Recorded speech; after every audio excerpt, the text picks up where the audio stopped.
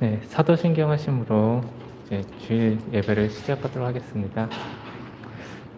전능하사 천지를 만드신 하느님 아버지를 내가 믿사오며 그 외아들 우리 주 예수 그리스도를 믿사오니 이는 성령으로 잉태하사 동정녀 마리아에게 나으시고 본디오 빌라도에게 고난을 받사 십자가에 못 박혀 죽으시고 장사한 지 사흘 만에 죽은 자 가운데서 다시 살아나시며 하늘에 오르사 전능하신 하늘 우편에 앉아 계시다가 저로서 산 자와 죽은 자를 심판하러 오시리라. 성령을 믿사오며 거룩한 공예와 성도가 서로 교통하는 것과 죄를 사하여 주시는 것과 몸이 다히 사는 것과 영원히 사는 것을 믿사옵나이다. 아멘. 네, 성경 말씀은 야고보서 3장 17절 말씀입니다. 야고보서 3장 17절 말씀입니다.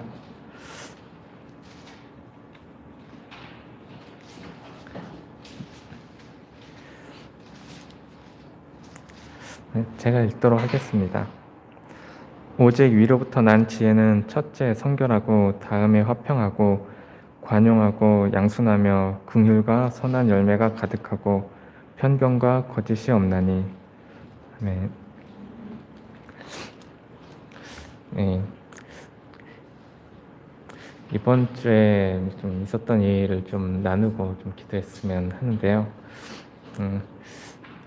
이번 주에 뭐 휴일이라서 보통 아내가 보통 아침에 식사 후에 이제 집 근처에 커피집 맛있는 집이 있어서 네, 거기에서 이제 커피 한 잔 사다 마시는 거를 굉장히 좋아하는데요. 그래서 제가 휴일 같은 경우에 제가 집에 있는 날이면은 제가 사다 주는 걸 되게 좋아합니다. 그래서 이번 주에도 좀 휴일이 있었는데 그때 오전에 아내가 이제 커피 사다 달라고 이렇게 잠을 깨우면서 이렇게 막 부탁한 적이 있었는데 전날에 제가 좀 늦게 자가지고 좀 그 시간에 일어나기가 평소보다 좀 귀찮고 좀 피곤하게 느껴져가지고 피곤하다 거부하고 그냥 잤었는데요. 그때 아내가 직접 그래서 커피 사가지고 와서 마시고 했는데 나중에 일어나가지고 좀 뭔가 불편한 마음이 좀 들고 해서 처음에는 이제 그냥 혹시 뭐 아내가 좀 삐지거나 해서 삐지거나 하지 않을까 좀 그게 좀 신경 쓰여서 그런 게 아닌가 생각이 됐었는데 근데 그게 아니었고 이제 돌아오니까 하나님께서 그걸 기뻐하시지 않으시는 것 같다는 그런 마음이 들었습니다. 그래서 그때 하나님께서 어떻게 보고 계시는지 그 상황을 좀 생각해 보았다면은 그 상황에서 잠을 좀 포기하더라도 그냥 따뜻하게 아내를 섬기는 게 하나님께서 이제 기뻐하시는 일이라는 걸 깨닫고 좀 그 태도나 그 행동이 좀 달라질 수 있었을 텐데 라는 그런 생각이 좀 들었습니다. 그래서 살면서 좀 여러 이제 상황들이 많이 있을 텐데 보통 그 상황들이 있게 되면은 좀 나의 익숙한 그 반응들이나 좀 익숙한 생각으로 반응이나 행동들이 나오고 좀 연약한 모습들도 나오고 하는 경우가 많이 있는데 그럴 때 좀 먼저 잠시라도 하나님께서 어떻게 보실지 먼저 생각해 볼 수 있게 된다면은 좀 상황도 좀 다르게 보이고 하나님께서 이제 기뻐하시는 것이 무엇인지에 대해서 좀 더 이제 생각해 보고 좀 더 집중해 보고 좀 나가 어떻게 반응해야 될지를 더 생각해 볼 수 있지 않을까 그렇게 생각이 됩니다.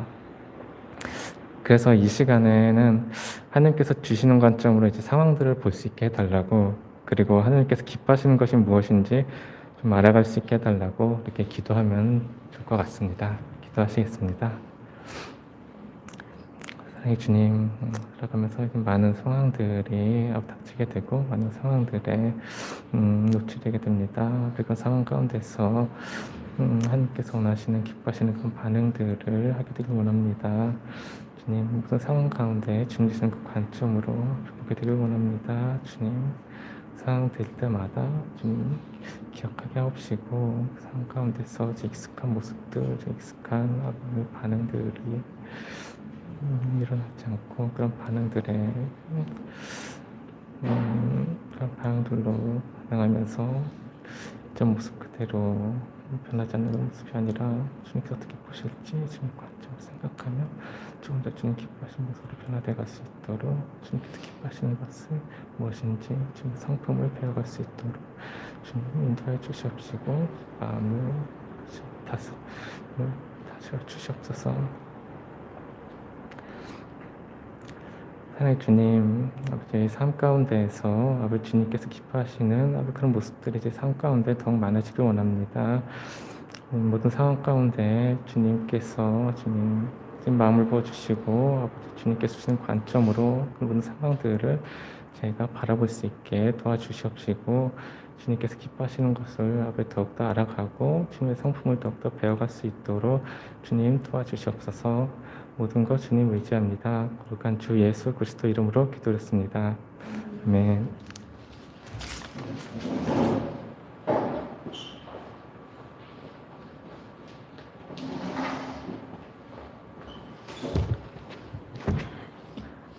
하나님 아버지, 오늘 이렇게 명신교회에 모여서 그리고 온라인으로 함께 예배를 드릴 수 있게 해주셔서 감사합니다. 올 한 해 동안 신앙의 중심을 잃지 않고 하나님을 붙들고 걸어갈 수 있게 해주세요. 하나님께서 주시는 선물에 대한 감사를 잊고 살아갈 때가 참 많습니다. 그래서 주님 앞에서 항상 겸손하고 감사하는 저희가 될 수 있도록 도와주세요. 오늘 예배를 하나님께서 주관해 주시고 저희의 기도를 받아주세요. 오늘 이 시간이 온전히 저희와 주님만의 시간이 될 수 있도록 도와주세요. 예수님 이름으로 기도합니다. 아멘.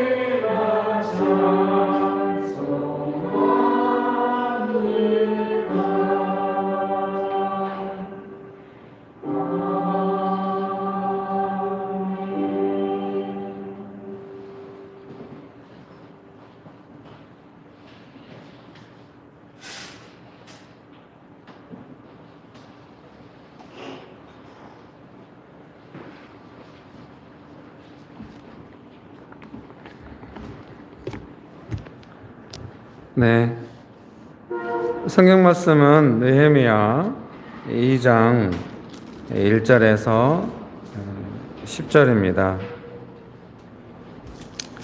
느헤미야 2장 1절에서 10절 말씀 제가 읽어드리겠습니다. 느헤미야 2장 1절에서 10절입니다. 아닥사스다 왕 제20년 니산월에 왕 앞에 포도주가 있기로 내가 그 포도주를 왕에게 드렸는데 이전에는 내가 왕 앞에서 수심이 없었더니 왕이 내게 이르시되 내가 병이 없거늘 어찌하여 얼굴에 수심이 있느냐 이는 필연 내 마음에 근심이 있음이로다 하더라. 그때 내가 크게 두려워하여 왕께 대답하되 왕은 만세수를 하옵소서. 내 조상들의 묘실이 있는 성읍이 이제까지 황폐하고 성문이 불탔사오니 내가 어찌 얼굴에 수심이 없사오리까 하니 왕이 내게 이르시되 그러면 내가 무엇을 원하느냐 하시기로 내가 곧 하늘의 하나님께 묵도하고 왕에게 아뢰되 왕이 만일 좋게 여기시고 종이 왕의 목전에서 은혜를 얻었사오면 나를 유다 땅 나의 조상들의 묘실이 있는 성읍에 보내어 그 성을 건축하게 하옵소서 하였는데 그때 왕후도 왕 곁에 앉아 있더라. 왕이 내게 이르시되 내가 몇 날에 다녀올 길이며 어느 때에 돌아오겠느냐 하고 왕이 나를 보내기를 좋게 여기시기로 내가 기한을 정하고 내가 또 왕에게 아뢰되 왕이 만일 좋게 여기시거든 강 서쪽 총독들에게 내리시는 조서를 내게 주사 그들이 나를 용납하여 유다에 들어가기까지 통과하게 하시고 또 왕의 살림감독 아삽에게 조사를 내리사 그가 성전에 속한 영문의 문과 성곽과 내가 들어갈 집을 위하여 들보로 쓸 제목을 내게 주게 하옵소서 하며 내 하나님의 선한 손이 나를 도우심으로 왕이 허락하고 군대 장관과 마병을 보내어 나와 함께하게 하시기로 내가 강 서쪽에 있는 총독들에게 이르러 왕의 조서를 전하였더니 호론 사람 산발랏과 종이었던 암몬 사람 도비아가 이스라엘 자손을 흥황하게 하려는 사람이 왔다 함을 듣고 심히 근심하더라. 아멘. 좋으신 예수님, 은혜를 베풀어 주셔서 감사합니다. 하나님만을 간절히 의지합니다. 성령 하나님 충만하게 역사하여 주시옵소서. 예수님의 이름으로 기도합니다. 아멘. 네, 오늘 설교의 제목이 있다고 한다면 하나님의 도움을 받아 삶의 문제를 풀어가는 방식, 어떤 그런 삶의 방식에 대해서 나누고 싶습니다. 우리는 하나님의 도움을 받고 살아갑니다. 마스크 쓰고 안경 쓰고 막 이러니까 막 되게 안경을 잠깐 벗고 글자를 볼 때만 안경을 좀 쓰도록 하겠습니다. 그래서 하나님의 도움을 받고 살아가는데요.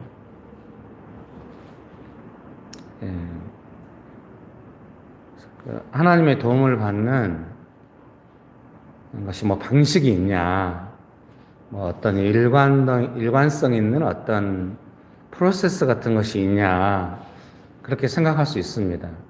그런데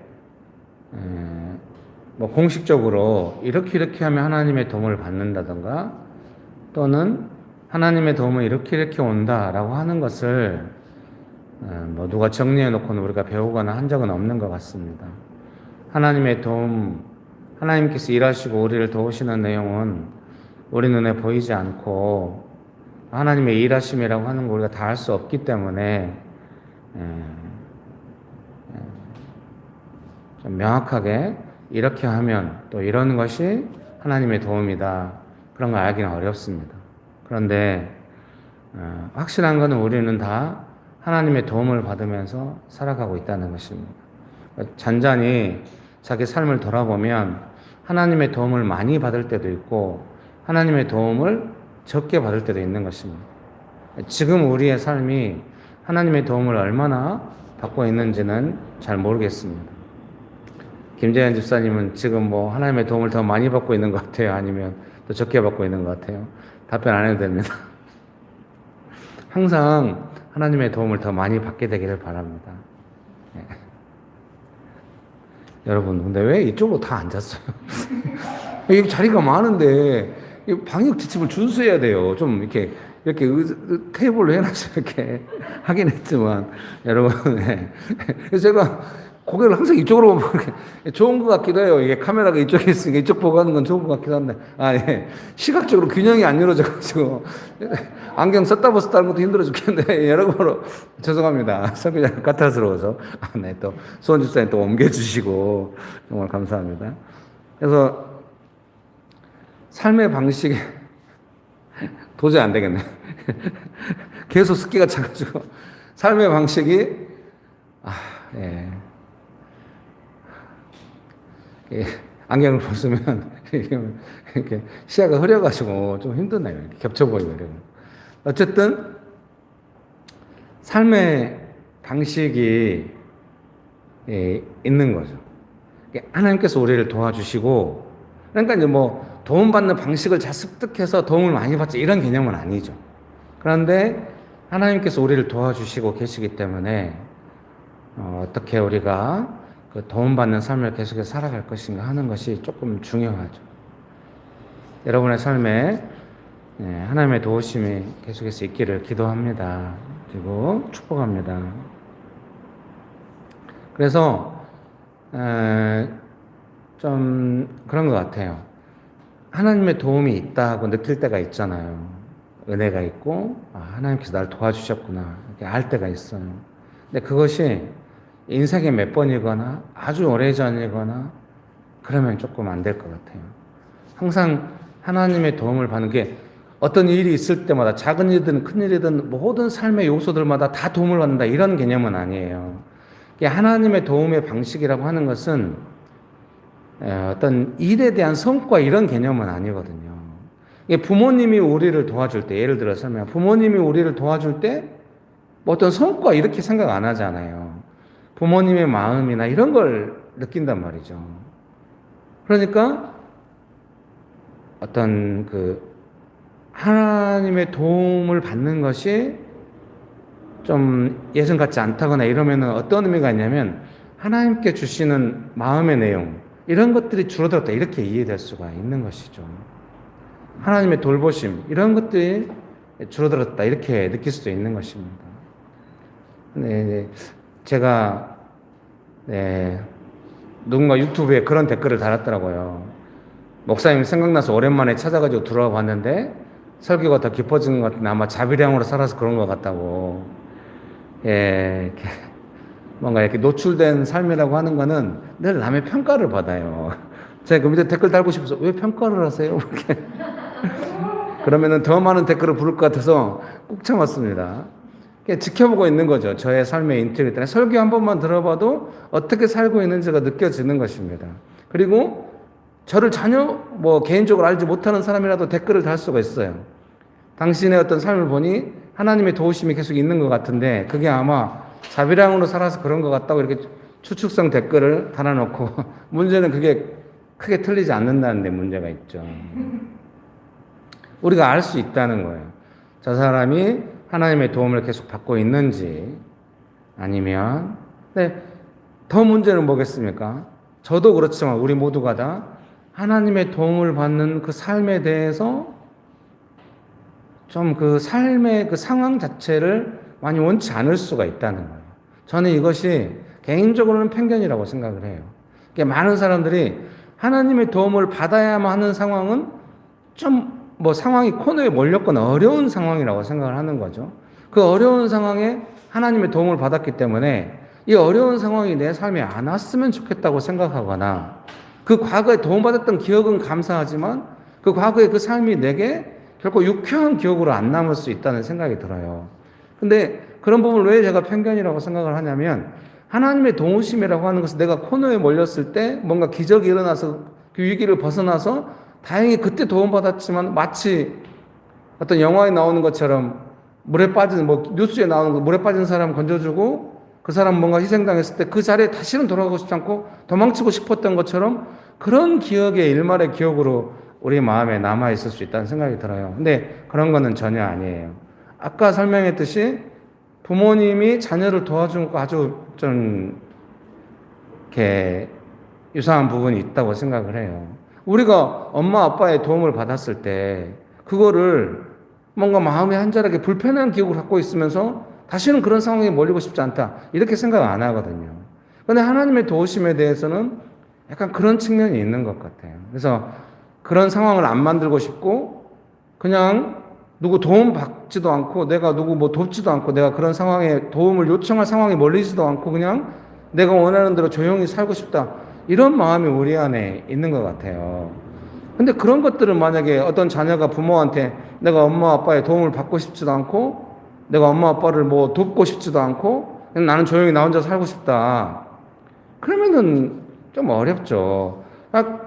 본인이 어쩔 수 없는 상황이 어려웠을 때는 부모가 계속 도와서 길렀을 거기 때문에 그거는 지나온 삶과 사랑에 대한 부정이잖아요. 그것은 좀 아니죠. 그리고 그렇게 한다고 하는 게 도움을 준 부모한테 상처를 주잖아요. 어떤 면에서. 관계가 연결되어 있는 건데. 그러니까 하나님 아버지 앞에서 우리가 아니 구원해 주셔서 감사한데 이제 나 혼자 조용히 살고 싶다 이러면 안 되는 거예요. 이미 나를 위해 피를 흘리신 생명을 바쳐 나를 구원해 주신 예수님의 사랑이 이미 있기 때문에 그래서 사랑에 빚졌다고 하잖아요. 그러니까 뭐 빚을 갚기 위해 살아야 되냐 그것은 아니죠. 그러나 그 예수님의 사랑에 감격하면서 살아가는 것입니다. 요구하지 않으시니까 은혜로 주신 것이기 때문에 계속 은혜를 주시니까. 그래서 이건 어떤 면에서 약간 편견이기도 하지만 약간 본성적인 면도 있는 것 같아요. 내가 원하는 대로 살고 싶고 웬만하면 도움 받는 것도 거절하고 싶고 도움 주는 것도 이것이 거의 우리 안에 있는 것이 아닌가 싶은 마음이 있어요. 그래서 훈련이라고 한다고 해서 어떤 측면이 또 있냐면 늘 예수님의 도움을 받을 만한 마음의 상태를 이렇게 있는 것이 아주 중요한 것 같아요. 그래서 조금 예수님 앞에서 멀어져서 내 마음대로 살면 이렇게 단절적인 삶을 살고 싶어 하는 것이 우리의 본성이 아닌가 싶은 생각이 들어요. 그거는 저는 성경적이지 않다고 생각합니다. 예수님을 더 의존하고 예수님의 은혜를 받고 감사하고 그렇게 살아가는 것이 좋습니다.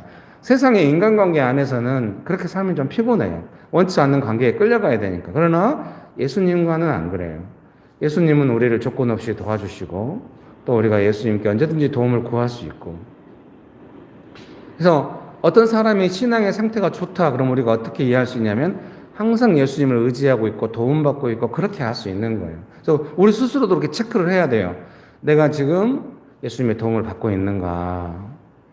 도움을 받고 있지 않다면 어디에 좀 내가 예수님을 의존하는데 뭔가 문제가 있는가? 이런 부분을 살펴서 그런 걸 회복하려고 해야 하는 것이죠. 여러분 그런 은혜가 있게 되시기를 주의 이름으로 축복합니다. 인간관계 안에서는 누구의 도움 받았어도 시간 지나고 나면 관계를 방치하듯이 막 이런 게 있어요. 근데 예수님과의 관계에서는 그러면 안 돼요. 인간관계는 그렇게 해도 상관없을 것 같아요. 그렇게 하면 사실 안 되죠. 건강하게 잘 유지하면 좋겠는데 옛날에 도움 받았어도 지금은 방치해도 상관없다고 막 이렇게 갈 수도 있어요.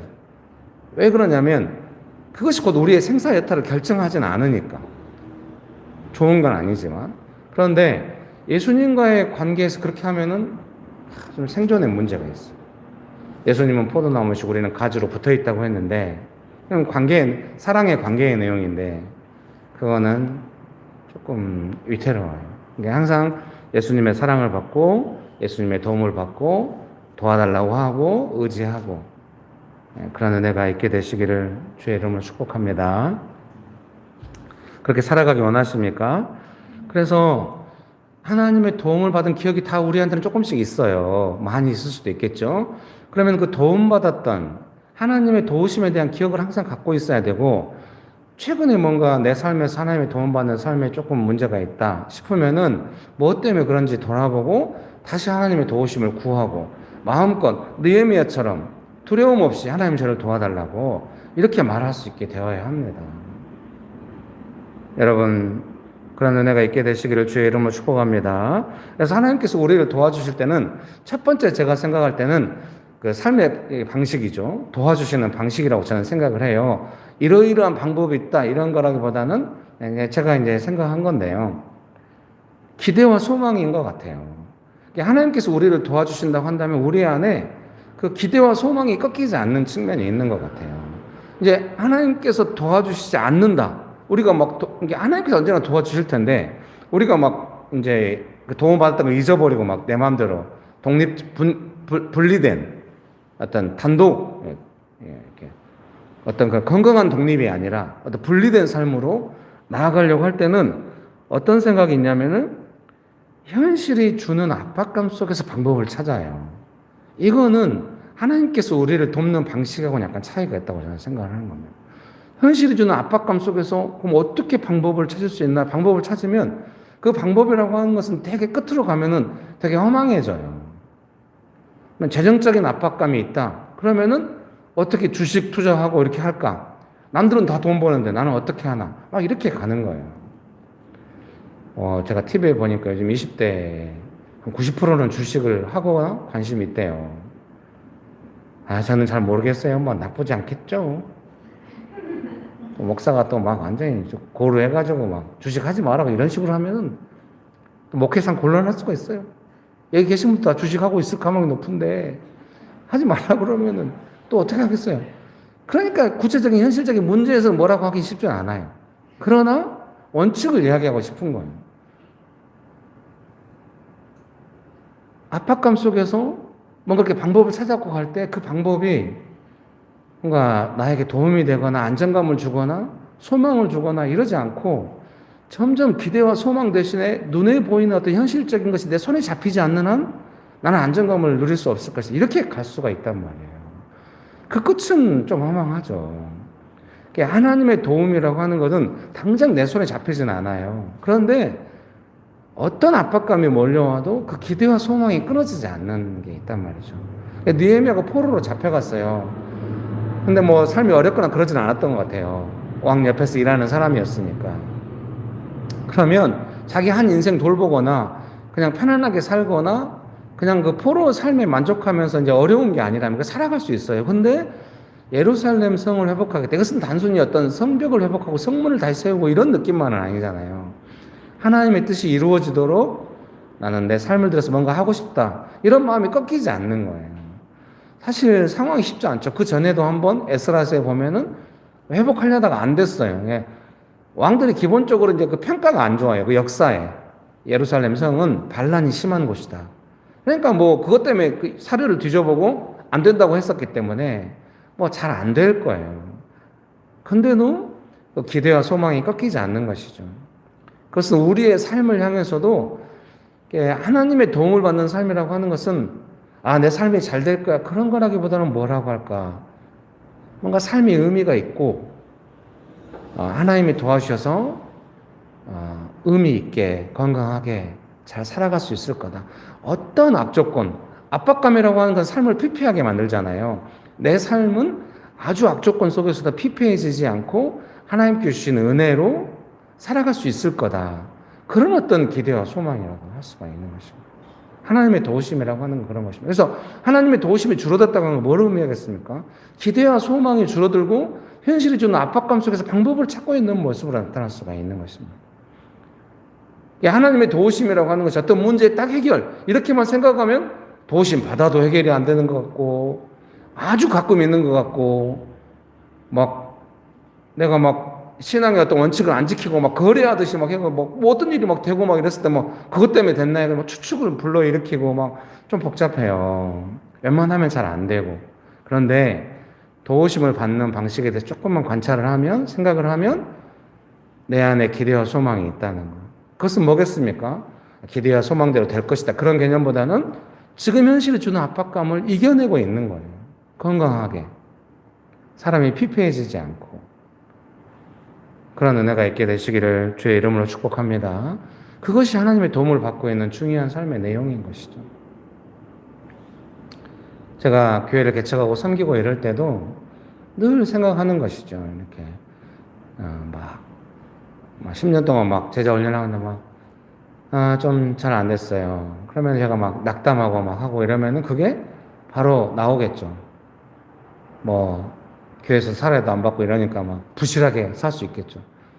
근데 제가 뭐 성도님들은 저를 어떻게 평가할지 모르지만 지난 10년 동안 열과 성을 다해서 성실하게 했어요. 예. 지금도 열심히 청소하고 그때도 옛날에도 청소했고 미안합니다. 그러면 왜 이렇게 열과 성을 다해서 하는가? 왜 하겠습니까? 하나님의 도움을 받고 있기 때문에 그런 겁니다. 기대와 소망 안에서 어떤 성실함이 나온다고 생각을 해요. 현실이 주는 압박감 속에서 방법을 찾으면 이 현실이 별로 내 마음에 와닿지 않겠죠. 불성실해지는 거예요. 삶이 어려우면 불성실하고 삶이 신나면 성실한가? 그렇지 않다고 생각해요. 하나님의 도움을 받으면 성실하고 하나님의 도움이 줄어들고 내가 압박감 속에서 방법을 찾고 있으면 좀 성실하기 쉽지 않아요. 성실함이라고 하는 것은 막 조급하게 이 문제가 빨리 해결돼야 돼 그런 데서 나온 것 같지 않아요. 기대와 소망 안에서 하나님의 도움을 받으면서 이 일이 내게 도움이 될지 안 될지 잘 될지 안 될지 몰라도 계속해서 즐거운 마음으로 하는 것이죠. 하나님 사랑하는 마음으로 하는 것이죠. 옛날에는 부모가 자식을 낳으면 뭐 잘 될지 안 될지 얼마나 희생이 되는지 고통이 되는지 상관없이 최선을 다해서 했던 것 같아요. 근데 요즘 우리가 뉴스를 보면 알지만 부모라 해도 자식을 향해서 책임을 다하지 않는 모습을 많이 보게 돼요. 그것이 뭘 의미하겠습니까? 정말 부모가 자식을 돌보는 것은 어떤 타고 태어날 때부터 가지고 있는 마치 의무감처럼 그렇게 느껴질 때가 있어요. 거의 본성적으로 의무감을 가지고 열심히 하는 것처럼 지금은 많이 안 그렇죠. 몰라요. 뉴스만 그렇게 나오고 대다수의 부모님들은 그렇게 살고 있는지도 모릅니다. 근데 어쨌든 많이 옛날하고 달라진 건 사실이에요. 부모가 자식을 돌볼 때도 본성적인 의무감으로 잘 안 되는 거예요. 그렇다고 한다면 세상에 다른 일들이 얼마나 성실하게 되겠습니까? 사실 내게 조금만 손해가 오거나 뭐 내 마음이 안 맞으면 금방 상실되는 겁니다. 성실함이라고 하는 건 계속해서 나한테 이익이 될 때만 뭔가 동력을 불러일으킬 수 있겠죠. 너무 어렵습니다. 그러면 그런 마음은 어디서부터 오는가? 하나님의 도움을 받을 때 온다고 저는 믿는 것입니다. 목사가 어떻게 성실할 수 있는가? 하나님의 도움을 받아야 성실할 수 있는 거죠.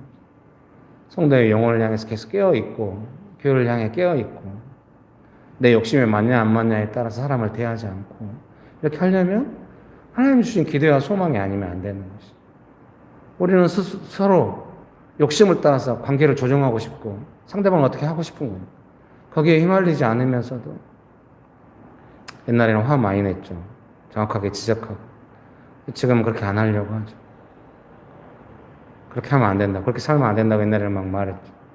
지금은 그렇게 하지 않으면서도 깨어있으면서도 성실하게 예수님 앞으로 관계를 끌고 가려고 하는 것이 너무 힘들어요. 그렇지만 최선을 다하고 있죠. 여러분도 아실 거예요. 김길 목사가 뭐 우리가 원하는 욕심에 타협했다거나 아니면 뭐 함부로 했다거나 이러지 않지만 성실하게 관계를 예수님 중심으로 끌고 가려고 한다는 것을 아마 아실 거예요. 그런 에너지가 어디로부터 나오겠습니까? 하나님의 도움을 받을 때 주어지는 것이죠. 여러분 믿으십니까? 그런 은혜가 있게 되시기를 주의 이름으로 축복합니다. 네, 옆에 분 보시면서 말로 해도 되고 눈으로 해도 되는데 조용히 한 번씩 이야기합시다. 하나님의 도움을 받읍시다. 한 번 더 합시다. 믿음으로 말합시다. 하나님은 당신을 도우십니다. 예, 수원 집사님은 혼자 앉으셔가지고 하나님은 수원 집사님을 도우십니다. 네. 여러분 축복합니다. 예. 그래서 뭔가 포기하지 않고 건강하게 삶을 유지하면서 이 삶의 문제를 풀어갈 수 있는 방법을 계속 찾게 해요. 예. 명신교회가 당장 뭐 부흥되거나 막 잘 되거나 이러지 않았지만 제 안에 어떤 마음이 있겠습니까? 계속 하나님의 도움을 받는 교회가 되었으면 좋겠고 이 교회가 하나님의 도움을 따라 하나님께서 맡겨주신 어떤 그 일을 이루어가도록 계속해서 방법을 찾으면서 기도하면서 섬기고 있다고 해야겠죠. 예. 그런 은혜가 있게 되시기를 주의 이름으로 축복합니다. 그래서 잘 생각해 봐야 돼요. 어떤 문제가 있을 때 정직하게 내 마음을 돌아볼 때 막 기대와 소망이 꺾이지 않고 계속해서 하나님의 도우심을 구하면서 뭔가 내가 포기하고 싶어도 내가 불성실하고 싶어도 잘 안 돼요. 막 예수님의 도움이 있어가지고 다시 마음을 일으키고 성실하게 돌보게 되고 막 이래요. 아주 좋은 거죠. 그래서 내가 현실이 주는 압박감에서 약간의 좌절 모드거든요. 마음이 약간 좌절이 오면서 방법을 찾으면서 허망해지고 있다. 그럼 정신을 바짝 차려야겠죠. 아, 내가 지금 도움받을 수 없는 곳으로 가고 있구나. 나는 하나님의 도우심을 받아야 한다. 하나님 도와주세요.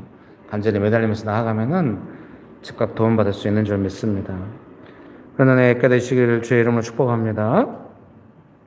두 번째, 하나님께서 도우시는 방식에 대해서는 그 4절 말씀 제가 읽어드리겠습니다.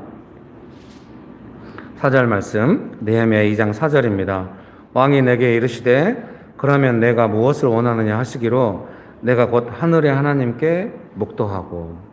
왕이 느헤미야에게 물어본 겁니다. 내가 무엇을 원하느냐 이렇게 물어본 거죠. 그리고 도와주려고 물어보는 거죠. 사실 이번 설교를 준비하면서 도움받는 방식에 대해서 나누고 싶었지만 가장 핵심적으로 첫 번째 나누고 싶었던 것은 사실 이 내용이었어요. 이 왕이 하나님을 모르는 왕입니다. 그런데도 느헤미야를 도와주겠다고 하는 거예요. 무엇을 원하느냐, 어떻게 도와줄까, 막 이렇게 도와주려고 하는 것이죠. 그래서 저는 이렇게 말씀드리고 싶었어요. 권위자의 도움을 받는 내용에 대해서 그 권위자가 막 하나님의 은혜에 감동돼가지고 막 도와주고 이러지 않을 수 있어요. 그리고 특별히 느헤미야를 막 사랑해가지고 도와주고 이러지 않을 수 있어요. 그럴 수도 있겠죠. 근데 하나님께서 도와주셔가지고 도움이 오는 거예요. 여러분 믿으십니까? 어떤 조건 없는 어떤 친밀함인 거예요. 저도 그런 도움을 많이 받았던 것 같아요. 제가 어렸을 때부터 좀 문제가 많았어요.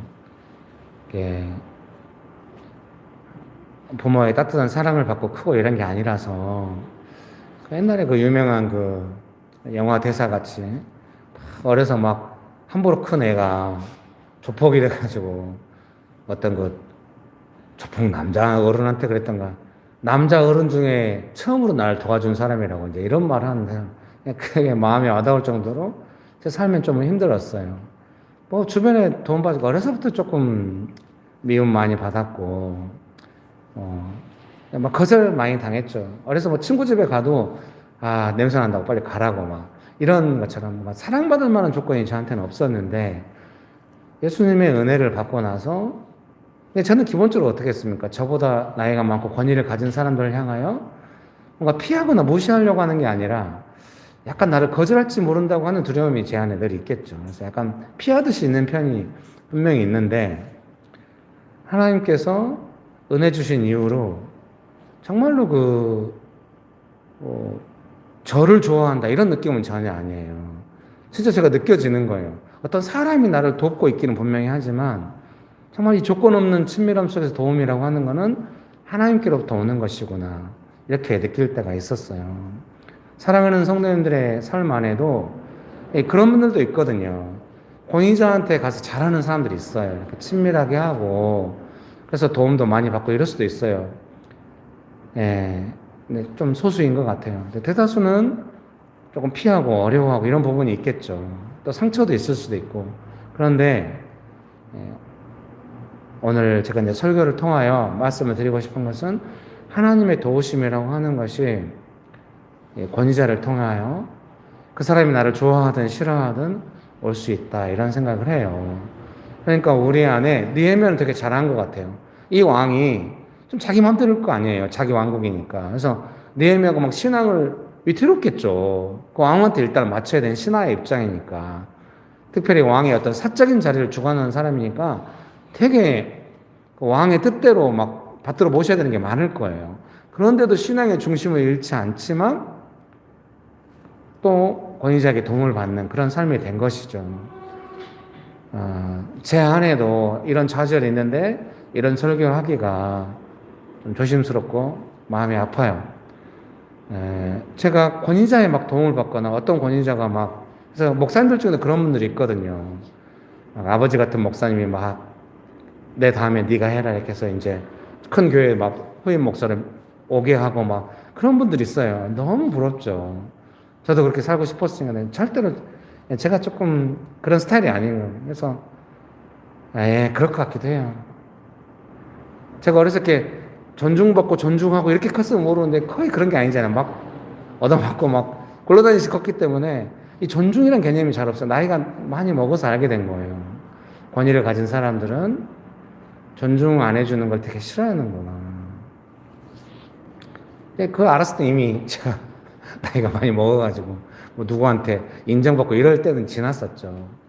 그래서 사랑하는 성도님들의 삶 안에도 뭔가 권위자가 인정해줘가지고 네가 이 일을 했으면 좋겠다. 이렇게 순탄하게 인생이 안 풀릴 수도 있어요. 그런데 하나님께서 도우시면 권위자를 통해서 도움이 와요. 그러니까 이렇게 하세요. 권위자를 향하여 내 마음의 어느 부분이 안 맞다고 해서 거리를 두거나 함부로 하거나 하지 마세요. 그런다고 해서 뭐 조종당하지 마세요. 하나님의 도우심을 받는 통로는 살려놔야 해요. 하나님께서 역사하시는 방식 중에 하나예요. 이거는 약간 하나님께서 권위자를 통하여, 저는 그래서 뭐 민주화 운동에 관심이 있었고, 그러니까 얼마나 권위를 무시했겠습니까? 전남대 철학과를 나왔고, 철학의 제1명제 중에 하나가 뭐냐면 모든 선언적인 결론, 이 모든 선명제 이런 걸 거부해야 한다는 거예요. 그러니까 맞는 건 없다는 거예요. 다, 특별히 제가 데카르트 좋아해가지고 다 의심해야 돼. 이렇게 배웠으니까 기본적인 시선이 삐딱하겠죠. 누가 저를 좋아하겠어요. 정말 은혜를 많이 받았습니다. 나이가 먹어서 보수가 됐냐? 그럴 수도 있습니다. 근데 제가 많은 권위자들의 도움도 받은 적도 있고 거절도 많이 당했습니다. 그리고 나서 돌아보니 이렇게 설명하고 싶은 겁니다.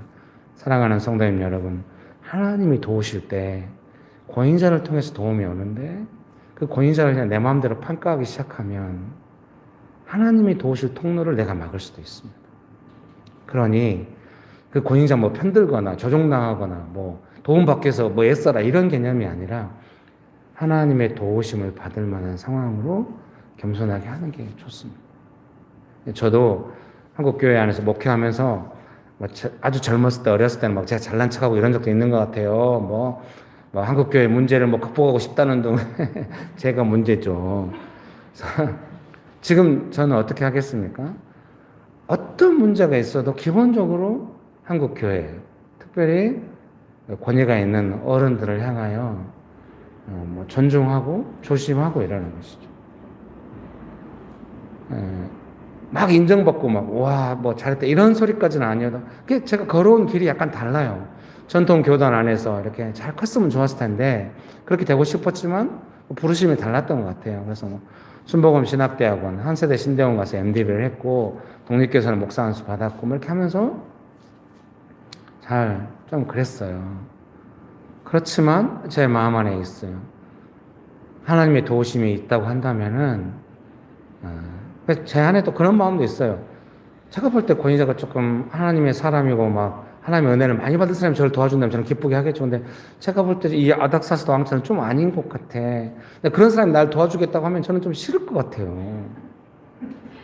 아니 안 도와줘도 되는데 내 이름에 오명이 남지 않을까 막 이러면서 뭐 아무것도 이름도 없는데 괜히 몸살이고 막 이럴 것 같기도 해요.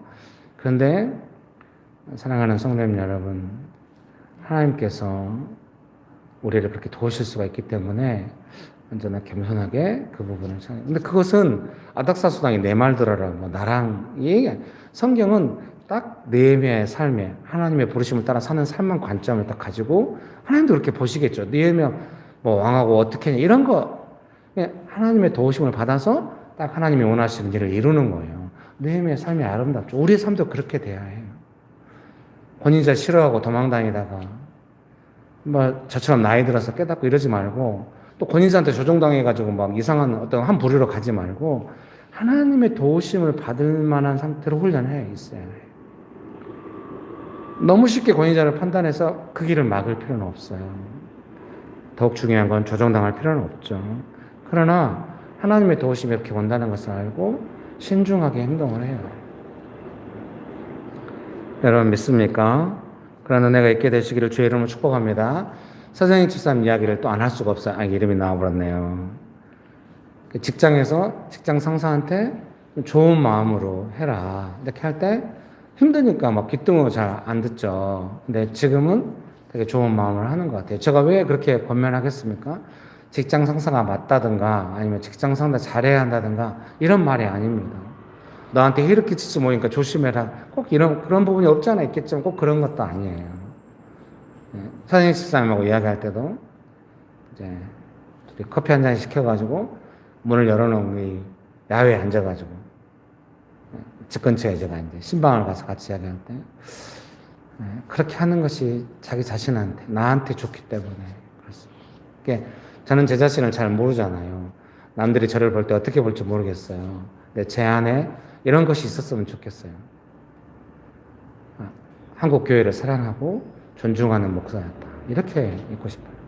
이런다고 해서 제가 갑자기 뭐 이상하게 돼가지고 막 태극기를 들고 막 어디 나가거나 이러진 않아요. 그런 걱정하지 마세요. 그런데 마치 외곽에 있으면서 뭔가 잘못을 지적하면서 뭔가 자기 나름대로 대안을 제시하는 어떤 그런 사람을 가고 싶진 않아요. 하나님은 교회를 사랑하시고 교회를 세우시고 특별히 한국 교회를 사랑하신 줄 믿습니다. 저도 작은 벽돌 하나 얻는 심정으로 한국 교회를 사랑하고 도움이 되기 원합니다. 여러분, 하나님께 쓰임 받는 사람들이 다 그런 거예요. 다윗이 그렇게 사울이 아무리 그렇게 해도 그렇게 한 거예요. 그러니까 사울을 통해서 도움이 오거나 이러지 않는다 해도 하나님은 계속 다윗을 도우실 수가 있고, 근데 압살롬은 너무 쉽게 다윗을 향하여 그렇게 하니까 하나님께 도움받는 삶이 아닌 것이죠. 여러분, 그런 은혜가 있게 되시기를 주의 이름으로 축복합니다. 예, 조건 없는 친밀함, 그런 은혜가 있게 되시기를 주의 이름으로 축복합니다. 그래서 그런 게 있는 것 같아요.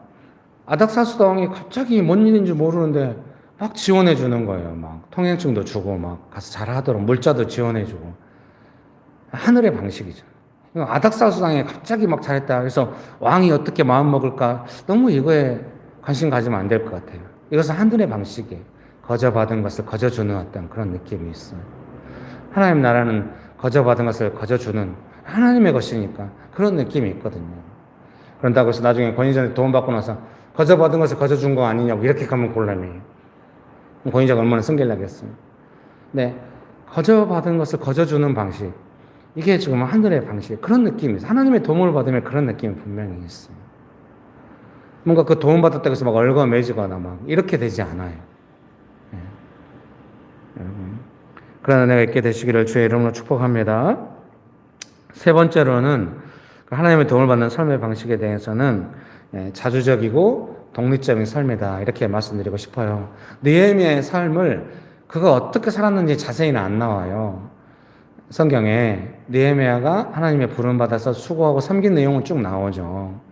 그의 삶이 얼마나 독립적이고 자주적인지 잘 몰라요. 근데 제가 자주적이다, 독립적이다 이 말은 어떤 문맥에서 의미해서 썼냐면요, 그 뒷부분에도 나오지만 느헤미야가 이 예루살렘 성을 회복하고 이 모든 과정에 되게 즐겁게 헌신하면서 일을 해요. 자기가 월급을 안 받으면서도 그 일을 하거든요. 그건 뭐겠습니까? 비록 왕의 도움을 받아서 일이 진행되고는 있지만 느헤미야가 이 일을 하는 데 있어서 어떤 사람이나 어떤 조건에 얽매이지 않는 거예요. 진짜 하나님의 도우심으로 일이 진행되는 것이죠. 하나님의 도움을 받는다는 확신이 있고 구체적으로 알아가고 있기 때문에 하나님의 도우심이 있으면 일이 될 것이고, 그러니까 하나님만 의지하기 때문에 어때요? 눈에 보이는 관계 속에서, 세상의 삶 속에서의 어떤 얽어매거나 이런 것들이 없는 것이죠. 진정 자유로운 삶이라고 할 수 있어요. 우리는 아무하고도, 그 유명한 연예인 중에 한 명이 그런 말 했어요. 약간 공황장애 같대요. 그래서 자기는 돈이 많았으면 좋겠는데 아무도 나를 몰랐으면 좋겠대요. 그래서 옆에 듣고 있던 김구라 씨가 그거 우리가 다 원하는 삶이라고. 그런 것 같아요. 돈이 많아지면 높은 성벽을 쌓고 사람들하고 거리 일절 안 두고 스트레스 안 받으면서 자기만의 삶을 즐기면, 그것은 자주적이고 독립적인 삶이 아니에요. 그런 삶이 뭐가 좋겠어요. 뭐 차선이라도 돈 많으면 그렇게 살고 싶겠죠. 그러나 차선도 안 된다고 해요. 물론 이제 뭐 돈도 많고 막 사람들이 알아봐도 안 좋은 일 하나도 없고 막 오히려 즐겁고 막 뭐 그렇게만 살고 싶게, 그런 것은 현실 속에서는 불가능하니까요. 늘 사람들이 돈이 있다는 것부터 조건적으로 대하고 막 이렇게 할 수도 있겠죠. 자주적으로 독립적인 삶이라고 하는 것은 아무도 몰라보지만 돈은 많아가지고 내가 하고 싶은 거 할 수 있는 삶이 아니고요. 하나님의 도움을 받고 있기 때문에 하나님 한 분 외에는 내가 빚진 심정으로 살아가지 않는 그런 삶입니다. 하나님께서 나를 도우셨다. 사람의 도움들이 의미가 없다 이렇게 가면 안 되겠죠. 하나님께서는 또 사람들을 통하여 도우셨기 때문에. 그러나 본질적으로 어떤 사람이 나를 도와서 그 사람이 나를 향해서 뭐 어떤 권한을 갖거나 이러지 못하죠. 하나님께서 못하게 하시겠죠. 하나님만이 나를 도우셨다. 자주적으로 독립적인 삶이 가능한 거죠.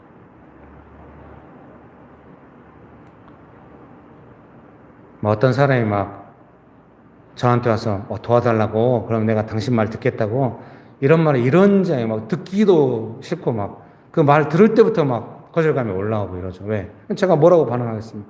하나님의 도움을 받으라고. 나도 하나님의 도움을 받아서 여기까지 왔다고 하면서 이야기할 수 있겠죠. 뭘 말씀드리고 싶은 거겠습니까? 그런 것이 구분되어서 이해되는 측면이 제 안에 있다는 것입니다. 사랑하는 성도님들한테 그것이 있기를 바랍니다. 하나님의 도움을 받아서 청결하고 자유롭게 독립적으로 살아갈 수 있는, 비록 직장 안에서 살아도 하나님의 도움을 받는 직장 생활을 하면 그게 가능해요. 직장 생활에서 뭐 상사라든가 얽히고 상사가 마음에 안 들고 이러면 나를 향해서 눈빛이 달라지고 이러면 내가 잘 안 될 것 같아도 하나님의 도우심이 있다고 한다면은 충분히 살 수 있습니다. 근데 그거를 내 스타일에 맞춰서 독립적으로 추구하고 이러면은 많은 문제가 일어나겠죠. 하나님의 도움을 받아야 자유롭고 자주적이고 독립적인 삶. 그게 세상을 의지하지 않으려면은, 세상에 얽어매는 것이 싫다면 하나님 의지해야 그게 가능해요. 하나님은 우리를 먹지 않으시니까. 우리에게 자유를 주시니까. 자유는 하나님께 있습니까? 하나님의 도움을 받으면 우리는 자유롭게 될 것입니다. 그럼 하나님의 도움 안 받으면 어떻게 되냐? 어쩔 수 없이 세상의 구조에 매이게 되는 것입니다. 자유롭고 싶다. 청결하게 건강하게 연대하면서 내 삶을 지키면서 살아가고 싶다. 그러면 하나님의 도움을 받아요. 믿습니까? 우리가 원하는 진정한 삶이 하나님의 도우심 안에 있는 것입니다. 느헤미야가 왕의 도움받고 이랬지만 이게 뭔가 정치 관계에서 뭐 협상 이런 내용 하나도 안 나와요. 처음부터 끝까지 하나님의 도움을 받아서 즐거이 헌신하고 하나님께서 역사를 이루셨을 때 하나님께 영광 돌리는 그런 깔끔한 삶이 있는 것입니다. 그 모든 시간에 신나고 자유롭고 강건한 것이죠. 우리의 삶도 그렇게 될 수 있습니다.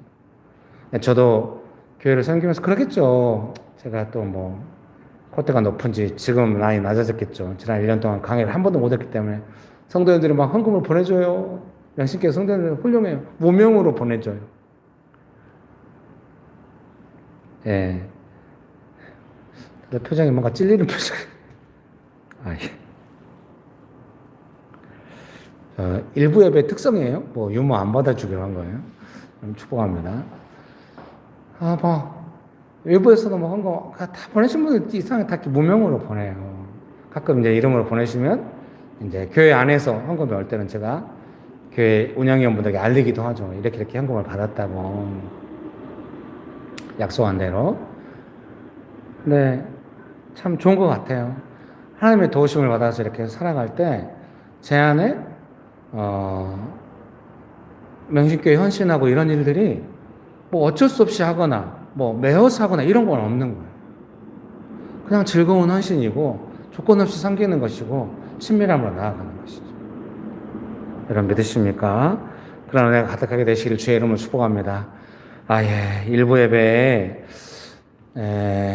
벌써 11시 반이 다 돼가네요. 2부 예배 지금 사람들이 와서 밖에서 기다리지 않을까 걱정이 돼요. 그래서 남은 부분은 2부 예배도 유튜브 스트리밍에 올라가고 녹화가 될 겁니다. 2부 예배를 참조해 주세요. 죄송합니다. 기도하겠습니다. 그래도 찬송가는 한번 부르고 해야 될 것 같아요. 뒷사람 잠깐 나오셔서 던져주시면 아까 20단 들었던 거 같이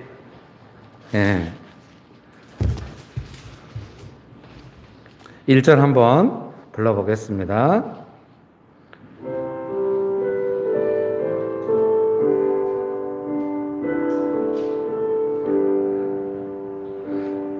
큰 영광 중에 계신 주 나 찬송합니다.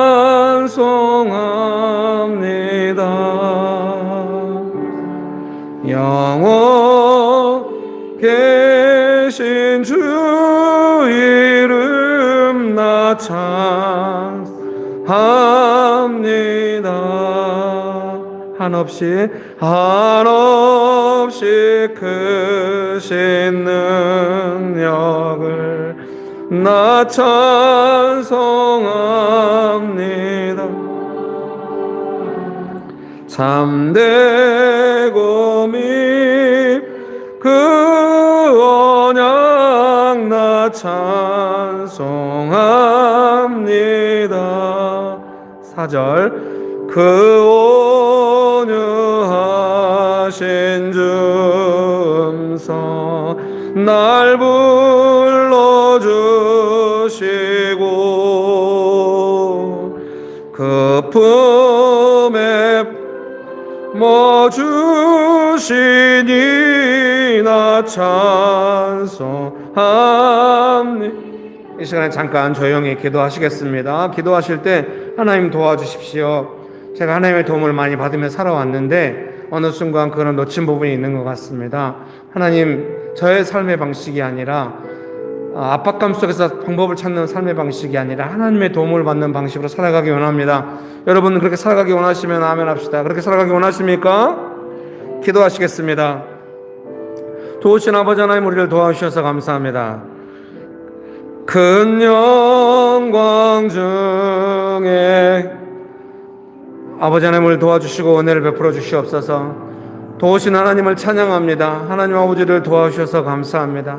은혜 베풀어 주셔서 감사합니다. 하나님의 도움을 받는 삶의 방식을 깊이 배우고 알아가기 원합니다. 뭔가 내 삶에 하나님의 도우심이 없을 때 알기 원합니다. 어떻게 다시 하나님의 도움을 받을 수 있을지 삶을 돌이키기 원합니다. 하나님 아버지, 느헤미야를 도우셨던 아버지 하나님께서 여전히 우리를 돕는 하나님이신 줄 믿습니다. 하나님 아버지의 도움을 받고 살아가기 원합니다. 아버지 하나님, 저를 불쌍히 여기시고 도와주시옵소서. 4절입니다. 그 온유하신 줌서 날 불러주시고 그 품에 품어 주시니 나 찬송합니다. 2절 한없이 크신 능력을 한없이 아멘. 하나님께서 우리를 도우십니다. 나 찬송합니다. 참되고 미쁜 그 언약 나 찬송. 여러분, 하나님이 도우시는 약속을 믿으십니까? 한없이 크신 능력을 한없이 아멘. 아멘. 찬송합니다.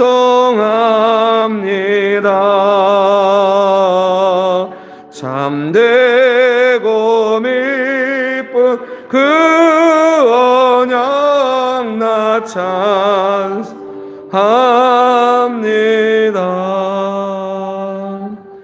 아멘. 좋으신 아버지 하나님, 저희를 도와주셔서 감사합니다. 예수님의 이름으로 기도합니다. 아멘.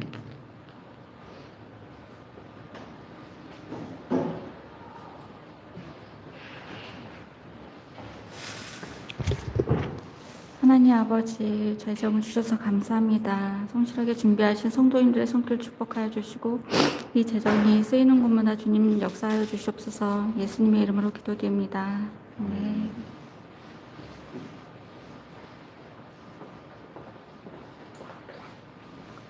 네, 광고 시간입니다. 네, 예배가 1부, 2부, 그리고 오후 3부로 이렇게 드리고 있는데요.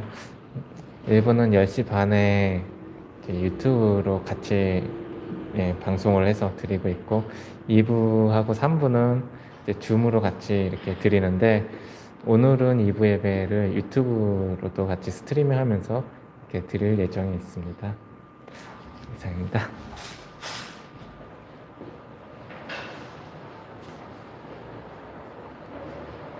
네, 11시 반에 드리는 2부 예배도 줌과 유튜브 스트리밍을 동시에 하도록 하겠습니다.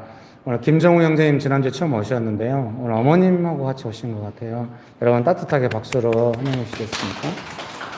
감사합니다. 지금 방역 수칙상 명신교회 10명만 예배 드릴 수가 있어요. 그래서 이제 3부로 나눠서 부수를 나누는 건 괜찮대요. 근데 제가 어제는 쉬는 날이어가지고 다산콜로 연락을 해봤더니 이제 바뀐 2단계 조치는 다음 주 월요일부터, 내일부터 된대요. 그래서 이제 아마 20%까지 되는데 모르겠죠. 이제 교회는 또 상황이 있으니까. 그러면 20%가 되면 15명까지는 가능하지 않을까 싶어요. 그러면 자유롭게 1일 3부 예배를 드리면 될 것 같습니다. 기도하고 예배를 마치겠습니다. 이제는 우리 주 예수 그리스도의 은혜와 아버지 하나님의 크신 사랑과 성령님의 교통하심이 하나님의 도움을 받아 살아가기로 결정하는 명신교회 사랑하는 성도들의 삶 위에, 명신교회 위에, 조국교회 위에, 온열방 위에 지금부터 영원토록 함께 하시기를 간절히 축원합니다. 아멘. 감사합니다.